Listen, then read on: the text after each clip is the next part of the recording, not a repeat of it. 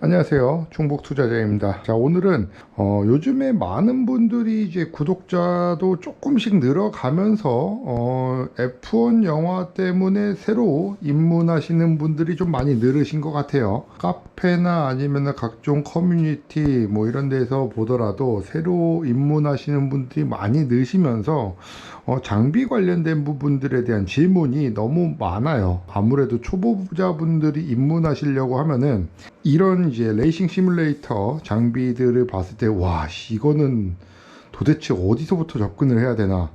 너무나도 어렵거든요. 저 역시나마 뭐 3년을 했지만서도 아직 고인물이라고 할 수는 없고, 저도 아직 뉴비고 초보자고, 그러면서 장비에 관련된 부분을 조금 설명을 하나씩 좀 쉽게 풀어가면서 설명을 해드릴까 해서 영상을 켜봅니다. 어, 가장 먼저 장비를 이제 접근을 하실 때 제일 먼저 구매에 이제 고민을 하셔야 되는 게, 저는 첫 번째는 거치대를 봐야 될 것 같습니다. 거치대 같은 경우에는 이렇게 시트라든지 아니면은 페달, 핸들 마운트를 이제 DD 이쪽을 마운트 할 수 있는 그런 베이스, 요게 중요한데, 공간이 된다라고 하면은 프로파일이나 기성품으로 다 돼서 시트까지 얹혀져 있는 타입, 가장 그런 부분들이 좀 유리하지 않을까 싶고요. 요즘에는 뭐 트로피나 짭트 뭐 이런 쪽으로도 많이들 사용하시는 부분들이 계시긴 해요. 처음부터 프로파일로다가 한 방에 끝을 가라, 이거는 아니에요. 저는 생각은 조금 다릅니다.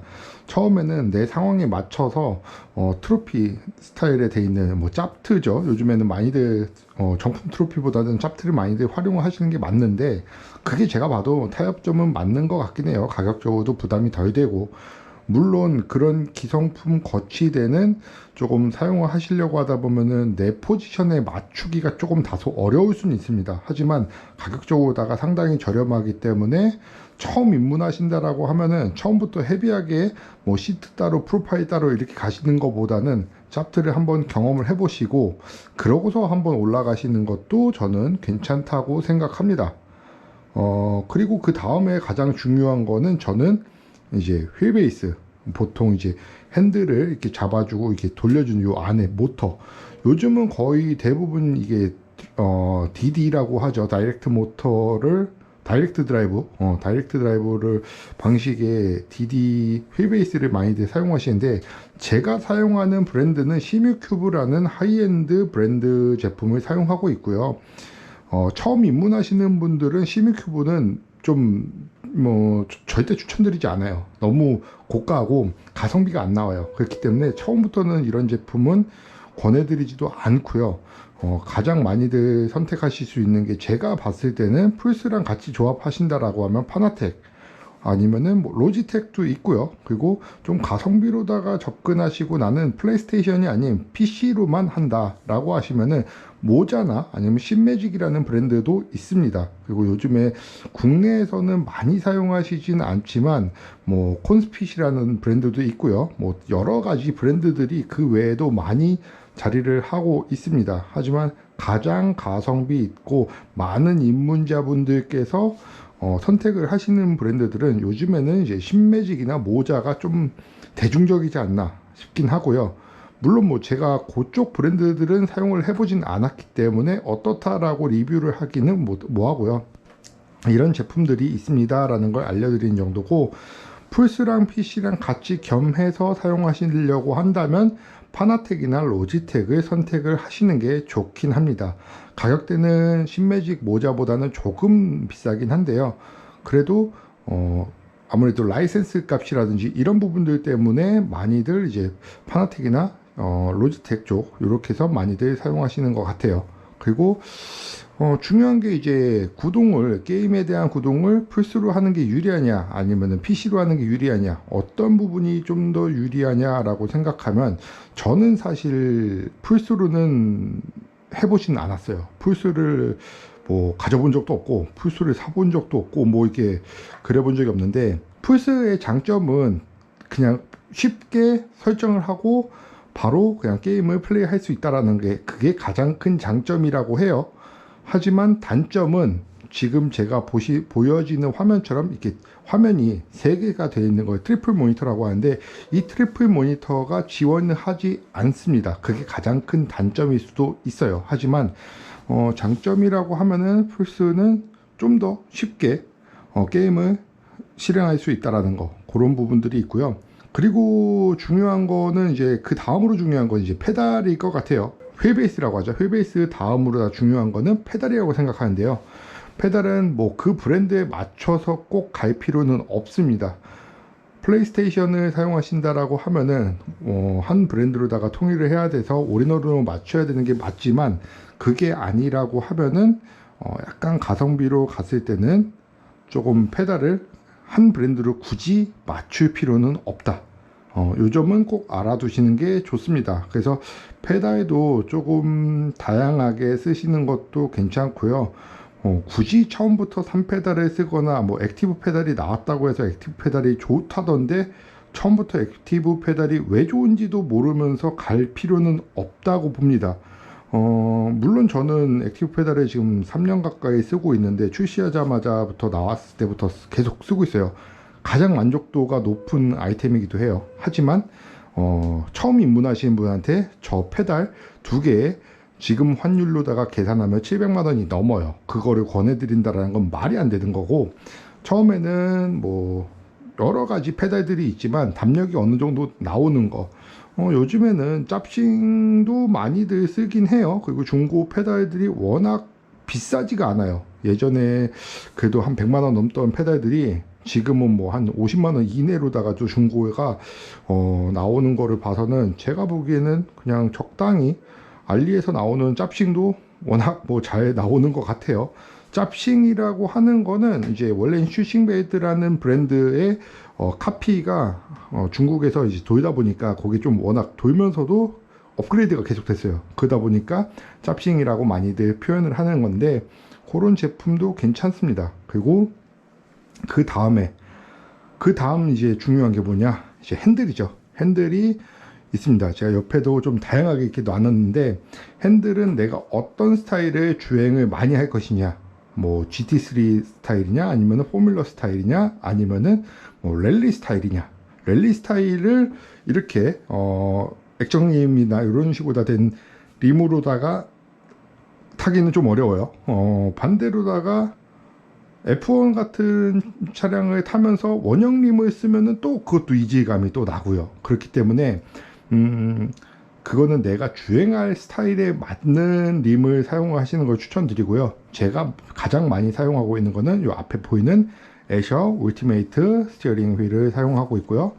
또 하나 보여드리면, 요거는 최근에 제가 구매했던 오라클 알리에서 구매한 거예요. 예, 요것도 있고, 그리고 요거는 제가 만든 카트를 할 때 쓰려고 만든 림이에요. 요거는 큐브 컨트롤 베이스에 나머지는 제가 만든 거고, 그리고 여기 자, 요게 이제 랠리를 하거나 아니면은 뭐 오프로드를 타거나 뭐 이럴 때 사용하는 림입니다. 근데 저는 오프로드나 드리프트를 뭐 하지는 않아요. 그렇지만 가끔 클래식카를 운전할 때 쓰는 그런 이제 원형 림입니다. 그리고 이게 조금 다른 게 우리가 실제 차량과 핸들이 좀 사이즈가 달라요. 실제 차량은 요거보다 좀 더 커요. 얘가 한 320mm인가? 그렇다라고 하면은 요게 지금 실제 시차 림이거든요.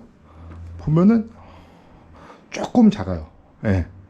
그렇기 때문에 여기다가 뭘 하려고 하냐면은, 많이 처음에 입문하신 분들이 여기다가 액정 그 DDU라고 하죠. 요거를 디스플레이 유닛인데 요거를 안에 딱 넣으려고 해요. 이렇게 하면 포부가 딱 맞을 것 같은.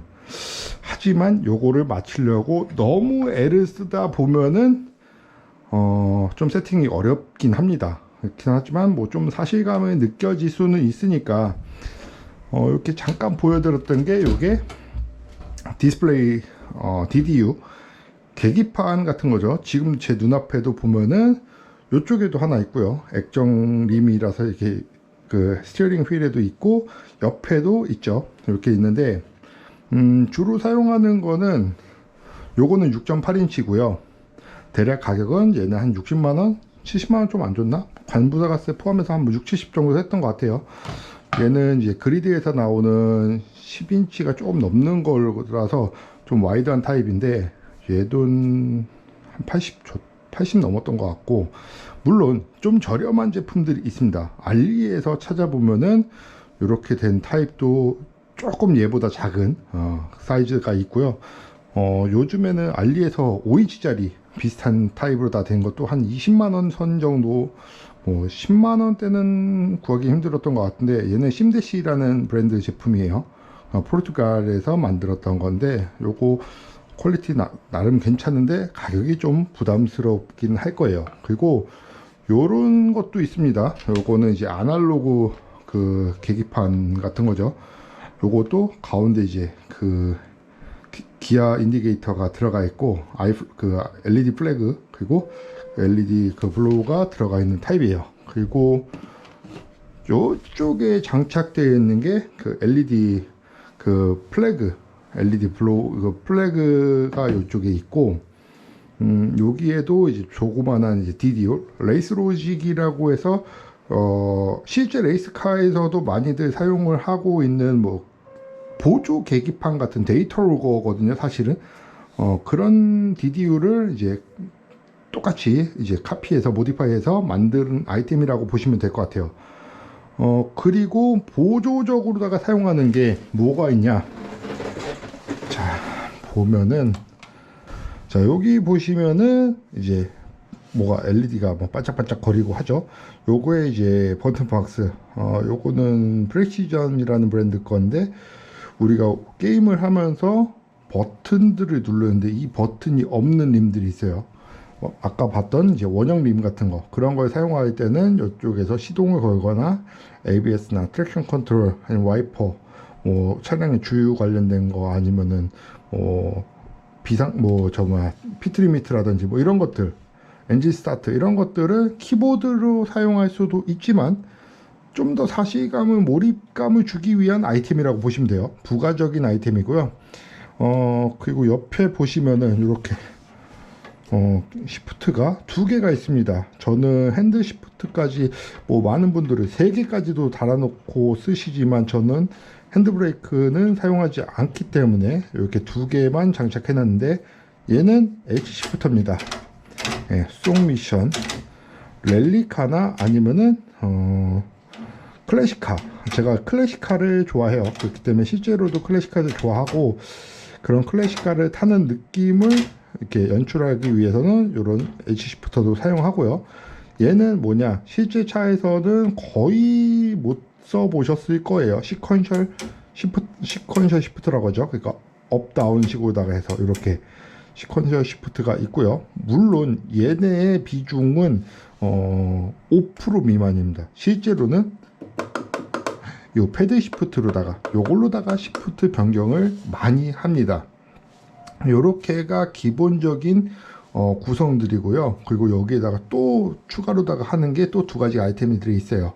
어떤 거냐, 윈드 제너레이터. 윈드 제너레이터는 말 그대로 바람이 나오는 겁니다. 그러면 내가 왼쪽으로다가 서내라거나 오른쪽 서내라거나 어떤 상황이 됐을 때 바람이 나오게끔 연출시켜 주는 거, 그런 아이템들도 있고요.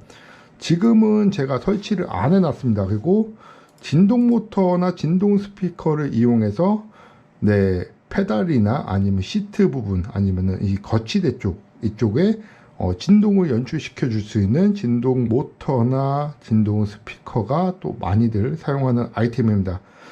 저는 제가 진동 모터, 진동 스피커를 사용하지 않는 이유는 모션 시뮬레이터, 모션하우스에서 나오는 모션 시뮬레이터 4UN 햅틱4를 사용하다 보니까 햅틱4에서 이 진동 기능이 있습니다. 그렇기 때문에 이 모션에서 진동이 올라옵니다. 그러면 이 거치대 전체적으로다가 주행 질감이나 이런 거에 맞춰서 진동이 나오기 때문에, 굳이 저는 그 버트키커라든지 이런 부분들은 다 제거를 했어요. 물론 페달에서도 뒤에 진동 모터를 달아놓으면 페달을 밟았을 때 뭐 ABS가 걸리면은 다다다다다 한다든지, 트랙션 컨트롤 걸리면은 악셀에 스로틀을 밟았을 때 따다다닥 떨린다든지, 그런 느낌을 구현을 해주는데, 물론 얘네들은 액티브 페달 왜 비싼 거냐, 이 페달 프로그램에서 직접적으로다가 그 기능들을 해줍니다.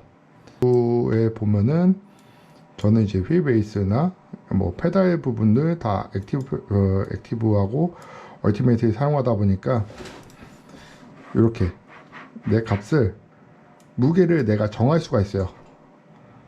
내가 그냥 클릭으로 바로바로 변경할 수가 있고, 스트로크의 양 길게 빼지 숏하게 빼서 그냥 짧게 그냥 간결하게 스로틀을 컨트롤 할 건지, 이 스트로크 양과 웨이트, 그리고 내리다 보면은 이렇게 럼블에 대한 부분들도 나옵니다. 그래서 G포스라든지 트랙션 컨트롤에 대한 개입, 이걸 어떻게 할 거냐 테스트 해보면요, 지금 페달에 더더더더더더 하고서 옵니다. 이거를 헤르츠를 다 정해줄 수가 있어요. 그리고 이펙트 효과를 어떤 식으로 모터 바이브레이터를 어떻게 할 것인지, 브레이크에서는 어떻게 셋업을 할 것인지, 이런 부분들이 가능합니다. 액티브 페달이 좋은 이유는 이런 부분들을 손쉽게 셋업을 할 수가 있고, 좀 더 주행을 할 때 그 주행 랩타임을 줄일 수 있는 효과적인 것들이 많이 있다라는 것, 그런 부분들인데, 700만 원 정도의 가치를 주고서 투자할 것인지는 입문하시는 분들께는 이거를 추천드리진 않아요. 입문하시는 분들이 쓸 아이템은 아닌 거고요. 물론 저도 상당히 과분한 그런 장비이긴 합니다. 그리고 이제 레이싱 시뮬레이터를 딱 입문을 하시면, 심레이싱을 입문하시면은 가장 많이 듣는 프로그램입니다. 가장 친숙해져야 되는 프로그램이에요. 심허브예요. 심허브라는 프로그램인데, 얘네들은 뭐냐, 게임에서 나오는 정보값, 텔레메트리라고 이야기를 하는데요. 그 텔레메트리 값을 가지고 이쪽에 LED라든지 아니면 LCD 정보를 전달해주는 그런 장치입니다. 중간에 허브 역할을 해주는 거죠. 그래서 시뮬레이터 허브, 그래서 심허브라고 이렇게 이름을 붙여놓은 것 같은데요.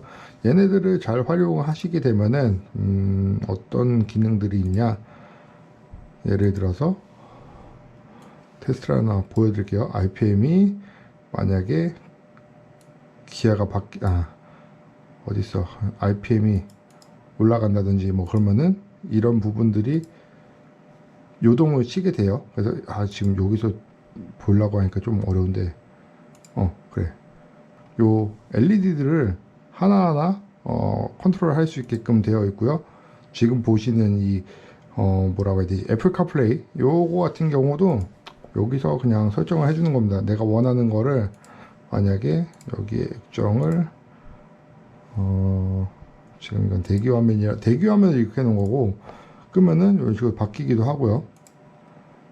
이런 식으로다가 원하는 대로 설정을 할 수가 있고, 게임을 켜서 한번 보여드릴게요. 어떤 식으로다가 제가 설정을 해놓고 쓰는지.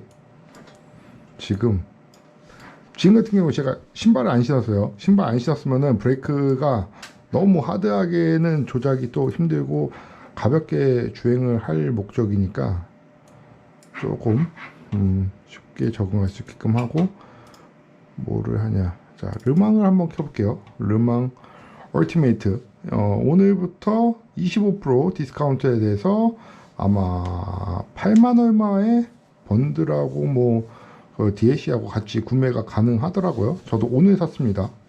어제 샀죠. 그러니까 한글이 지원이 되고 한번 게임 해봤는데 생각보다 재밌습니다. 멀티도 잘 되어 있는 것 같고, 여기서 볼륨 조절을 저는 이걸로 해요.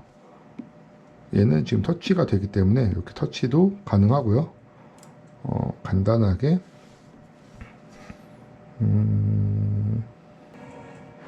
맥라렌, 그래, 맥라렌. 자, 그냥 가볍게 타면서 한번 볼게요. 뭐 잘 타지는 못하지만 항상 탈 때 원래 저는 보다는 이제 그 신발을 꼭 신는 편이에요. 근데 지금 영상 찍느라고 그냥 급하게 저기 해서.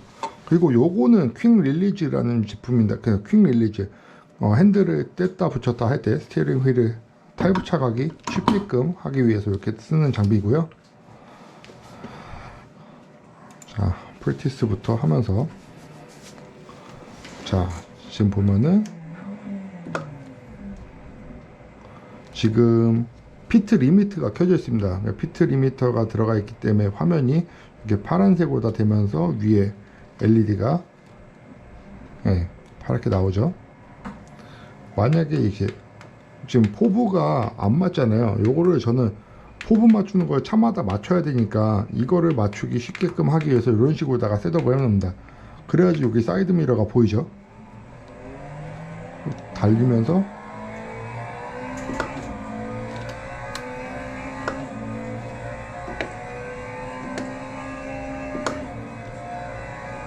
자, 어우, 그립을 모르겠어 얘네. 르망은 아직 익숙치가 않아서. 자, 이렇게 보면은 LED가 이렇게 RPM에 맞춰서 올라오는 거 보이시죠?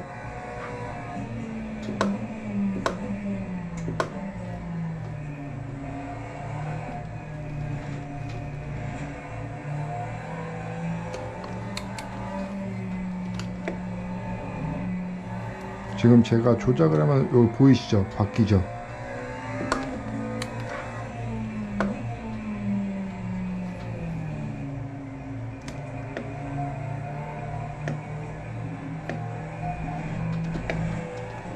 이쪽 보이세요? 바뀌죠?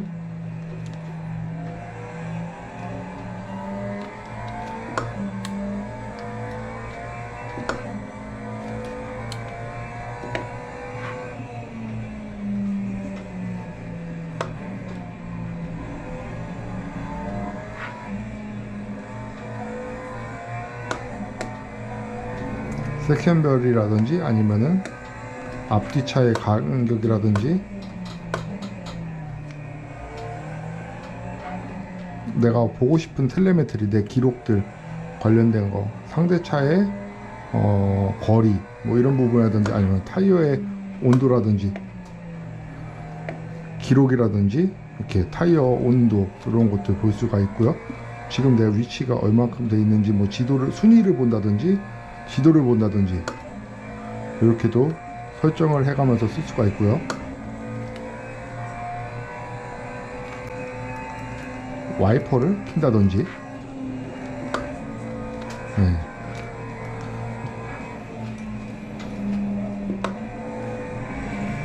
와우. 오, 얘네 그립이 너무 다르다. 와. 자, 피트를 들어가 볼게요. 피트를 들어갈 때는 속도를 맞춰줘야 되죠. 그러면서 피트 리미터를 켜줍니다. 얘네도 피트 들어가는 거는 어떻게 안 가봐서. 피트 리미터를 키면은 이 서킷의 피트 속도에 맞춰서 리미트가 걸립니다. 속도가 더 이상 올라가지 않습니다. 기아 단수와 상관없이. 그 피트 여기를 속도를 과속하게 되면은 DQ를 당할 수가 있어요. 그리고 요 끝에 보면 라바콘이라든지 포인트가 있습니다. 포인트 있는 데서 해제를 할 수가 있습니다. 방금 전에 자동으로 해제가 되네요. 얘는 게임 설정에서 아마 게임마다 좀 다른 것 같은데 이렇게 시퀀셜로다가 기어를 변속할 수도 있고요.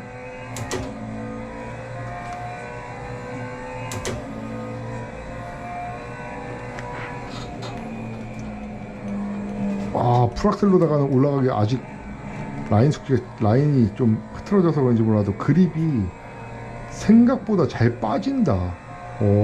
르마울티 조금 얘네들은 좀 파봐야 돼요. 풀악셀, 풀브레이크 이게 좀 그냥 무식하게 때려박는 스타일의 주법은 아니에요. 얘네들은. 저도 오늘 처음 해보는 게임이기 때문에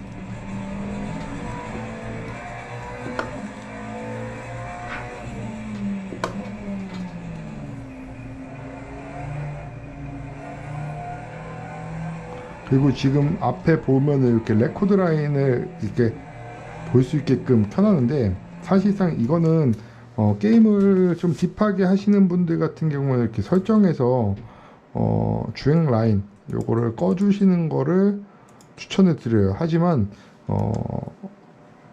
처음 입문하신 분들은 길을 모르잖아요. 그러면 키는 게 맞아요. 한 10바퀴, 20바퀴, 뭐 최소 몇 타임 좀 돌아보고 나서 길이 좀 익숙하다. 그럴 때는 이제 이렇게 꺼놓고서 하시는 게 낫고요. 처음 입문하신 분들은 이제 그런 어시스트라고 하죠. 그런 부분들을 좀 활용을 하시는 것도 저는 괜찮다. 그걸 처음부터 다 꺼갖고 현타 와갖고 바로 난 적성이 안 맞아 그러고 판다라고 하면 할 말 없는 거고요. 그것보다는 이렇게 조금씩 어시스트를 활용하시는 것도 방법입니다.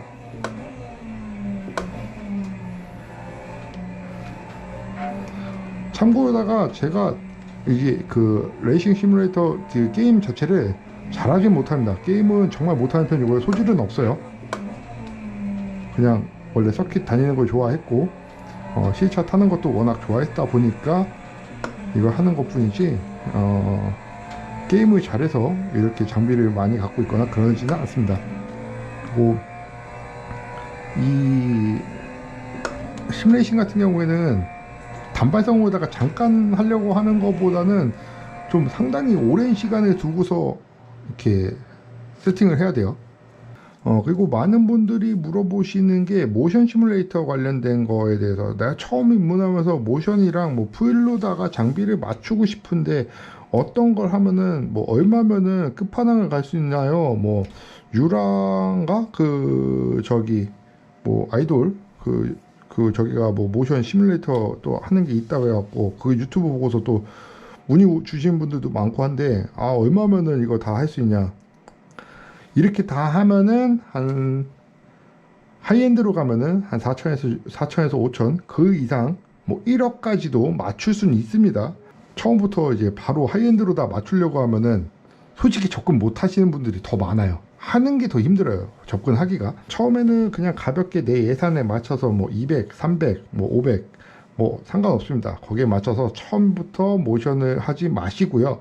처음부터 프로파일 안 하셔도 돼요. 프로파일부터 하시는 걸 권해드리지 않아요. 처음부터 이렇게 액정림을 쓰거나 DDU를 주렁주렁 달거나 절대 그럴 필요 없습니다. 다시 한번 알려드려요. 절대 그럴 필요가 없다. 그러니까 내 그 스타일에 맞춰서 내 목적에 맞춰서 차근차근 좀 저렴한 것부터 순서대로 올라가 보면서 중복 투자를 할 수밖에 없다라는 거. 그래서 제가 무수히 많은 중복 투자를 해보고서 알려드리는 겁니다. 처음부터 프로파일이면 무조건 다 좋은 거가, 처음 입문하신 분은 프로파일 조립부터 하다가 에이씨 하고서 집어 던질 확률이 더 높아요. 게임이 뭐가 재밌는지도 모르겠는데 그 전에 에이씨 이거까지 해가면서 내가 게임을 해야 돼? 안 해. 할 수 있어요. 그렇기 때문에 굳이 그렇게까지는 권해드리지 않습니다. 그러니까 처음부터는 이제 차근차근 스텝 바이 스텝으로다가 해서 카페라든지 아니면은 심레겔이라든지 아니면 유튜브라든지 여러 가지 커뮤니티에서 좀 정보를 많이 수집을 하시면서 혹시라도 장비 관련된 거에 대해서 내가 이 장비를 이렇게 해서 구성을 할까요? 어떨까요? 한번 물어보세요. 정 모르겠다라고 하면은 그 단톡방도 제가 개설해 놨으니까요. 활용하시면은 거의 제가 그래도 자주 답변을 바로바로 피드백 드리고 카페에서도 질문하시고 제가 답변 드릴 만한 내용들이면은 저도 최대한 답변을 해 드리고 있으니까요. 많이 그렇게 해서 활용을 하시면서 좀 부담 없이 입문을 하셨으면 좋겠습니다. 오늘 영상은 이렇게 마무리하고요. 다음 영상에서 또 어떤 또 괜찮은 주제가 있으면은 또 다시 한번 영상을 만들어 보도록 하겠습니다. 이상 중복투자자였습니다. 감사합니다.